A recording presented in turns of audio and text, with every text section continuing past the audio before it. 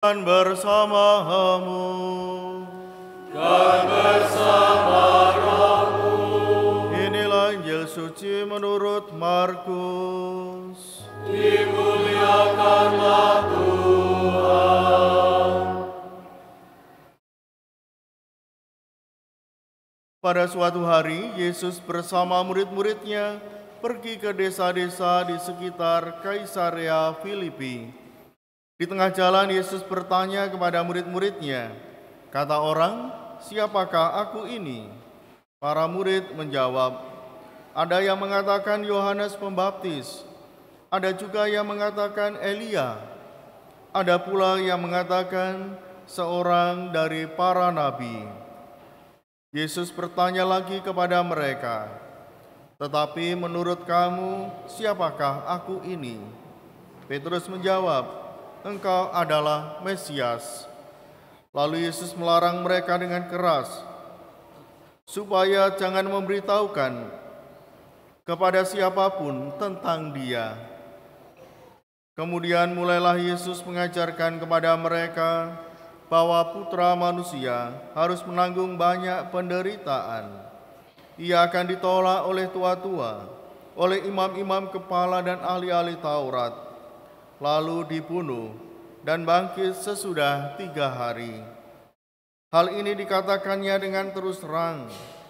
Tetapi Petrus menarik Yesus ke samping dan menegurnya dengan keras. Lalu berpalinglah Yesus, dan sambil memandang murid-muridnya, ia menegur Petrus dengan keras, "Enyahlah iblis, sebab engkau bukan memikirkan apa yang dipikirkan Allah, melainkan apa yang dipikirkan manusia." Lalu Yesus memanggil orang banyak dan murid-muridnya dan berkata kepada mereka, "Jika seseorang mau mengikuti aku, ia harus menyangkal dirinya, memanggul salibnya, dan mengikuti aku. Karena siapa saja yang mau menyelamatkan nyawanya, ia akan kehilangan nyawanya. Karena aku dan karena Injil, ia akan menyelamatkannya." Demikianlah sabda Tuhan.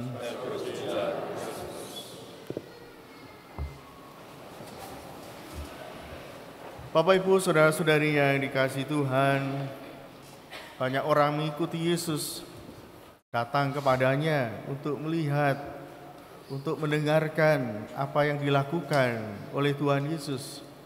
Entah itu mengajar, entah itu membuat mujizat, menyembuhkan orang, dan lain sebagainya. Memang sosok Yesus sangat menarik. Di antara sekian banyak yang datang, tentu tidak semuanya mengenal Yesus dengan baik. Buktinya ketika Yesus bertanya kepada muridnya, bagaimana pendapat orang tentang dirinya. Dan ternyata tidak seperti yang diharapkan oleh Yesus. Mereka ada yang mengira Yohanes Pembaptis, ada yang mengira Elia ataupun nabi-nabi yang lain. Dan hanya para murid diwakili oleh Petrus yang tahu betul siapa itu Yesus. Ia adalah Mesias. Bapak, Ibu, saudara-saudari yang dikasihi Tuhan, pengenalan bagi Yesus sangat penting. Karena apa? Karena mereka akan mengikuti Dia. Orang yang tidak tahu dirinya dan kemana dia pergi, akan berangkat, akan mengikuti sesuai dengan kehendak hatinya. Kalau tidak cocok, maka akan mundur. Dia tidak lagi mau datang kepada Yesus. Tapi siapa yang mengenal Yesus, dia akan mengikuti sampai setia. Pengenalan punya banyak makna. Nah, Bapak, Ibu, saudara-saudari, pada waktu rekoleksi wilayah, ada salah satu wilayah yang mengenalkan ya, umat yang hadir, yang mengikuti rekoleksi.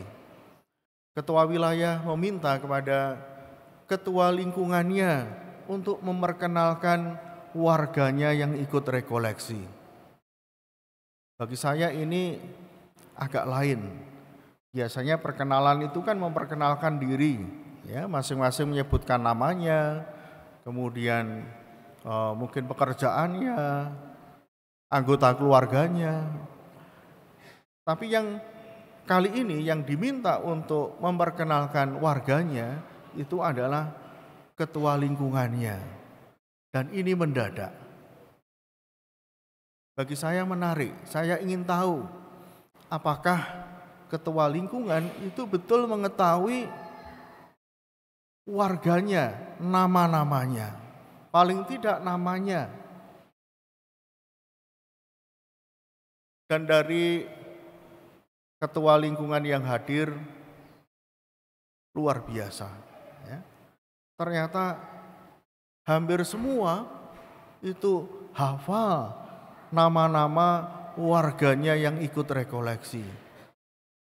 Bukan hanya yang tua, tetapi juga anak-anaknya, anaknya yang masih kecil disebut dengan sangat baik. Memang ada yang tidak terlalu hafal. Tetapi yang luar biasa adalah ketua lingkungan yang hafal dengan nama-nama warganya. Bagi saya ini luar biasa. Saya kagum. Seorang ketua lingkungan, dia hafal. Ya. Mungkin yang datang ini baru sebagian kecil, ya. Mungkin baru 10% atau 20% dari yang hadir di rekoleksi. Umat wilayahnya atau umat lingkungannya tentu banyak. Tapi usaha dari ketua lingkungan untuk mengenal nama warganya itu menunjukkan bahwa dia dekat. Dia tahu betul keluarga dari masing-masing anggota lingkungannya. Dan seperti inilah yang diharapkan. Saya yakin kalau pada waktu itu para murid dan orang banyak ditanya oleh Tuhan Yesus dan ternyata mereka mengenal Tuhan Yesus, pasti itu amat membahagiakan. Berarti mereka tidak datang kepada Tuhan Yesus karena kebutuhan mereka saja, tapi juga tertarik untuk mengenal Tuhan Yesus lebih jauh. Dan berarti apa? Mereka dekat. Mengenal itu juga berarti dekat. Meskipun dimulai dari nama yang kelihatannya sederhana. Nama. Bahkan bukan hanya satu nama dalam keluarga, tapi seluruh anggota keluarganya dikenal oleh ketua lingkungan. Saya akan lebih kagum lagi kalau ketua lingkungan mengenal seluruh warganya. Mulai dari yang lansia sampai yang kecil-kecil. Wah, itu sangat luar biasa. Bapak Ibu, saudara-saudari yang dikasihi Tuhan, mengapa Tuhan Yesus juga membuat para muridnya itu mengikuti terus? Karena selain Tuhan Yesus juga ingin mengenal mereka, mereka pun setiap hari diundang untuk semakin mengenal dirinya. Jadi bukan hanya sebagai pengikut yang pokoknya asal jalan kemana Tuhan Yesus pergi diikuti. Mengenal itu juga berarti bahwa setiap dari pengalaman yang dijumpai itu akan menimbulkan kesan. Dan kesan itu yang akhirnya menjadi kesimpulan dalam pikiran, dalam hati kita. Dan ternyata para murid bisa melakukan itu. Karena apa? Karena mengenal. Dan pengenalan itu diperdalam oleh kebersamaan mereka. Maka Bapak Ibu, saudara-saudari, dalam keluarga suami istri juga dipanggil untuk hidup bersama, ya. Tidak boleh terpisah. Diusahakan, diwajibkan untuk tinggal bersama. Karena apa?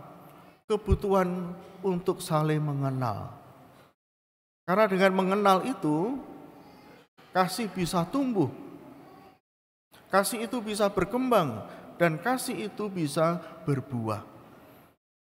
Maka bukan hanya sekedar hadir bersama. Kebersamaan itu juga menumbuhkan kasih untuk semakin mengenal, memahami, dan akhirnya apa? Berbuah dengan wujud pelayanan-pelayanan, ungkapan-ungkapan cinta.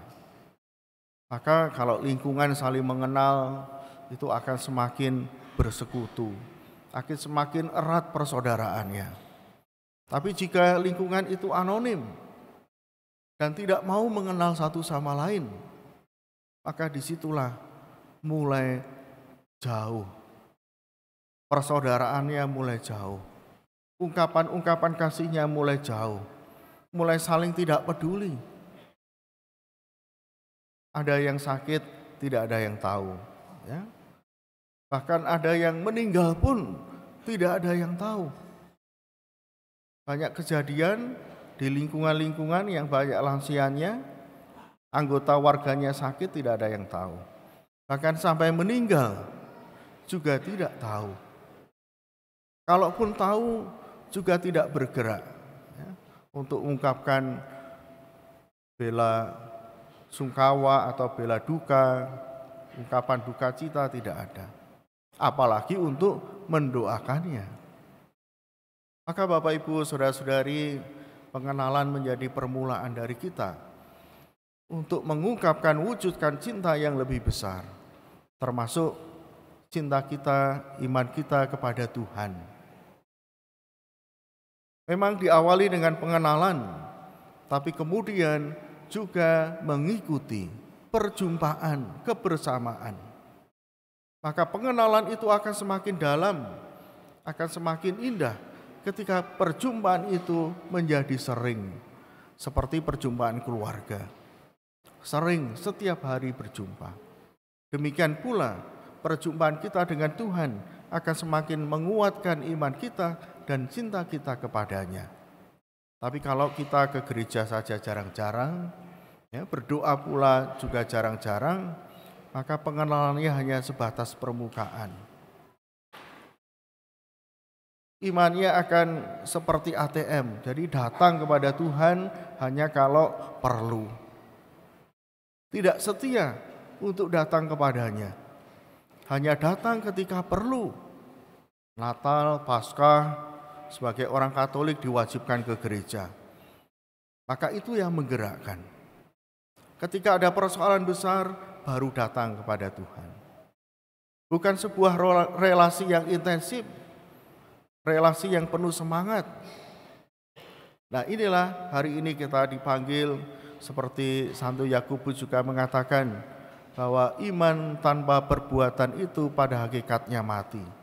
Maka iman itu juga diungkapkan. Iman itu digerakkan, menggerakkan kita untuk semakin akrab, membangun kebersamaan dengan Tuhan dan sesama.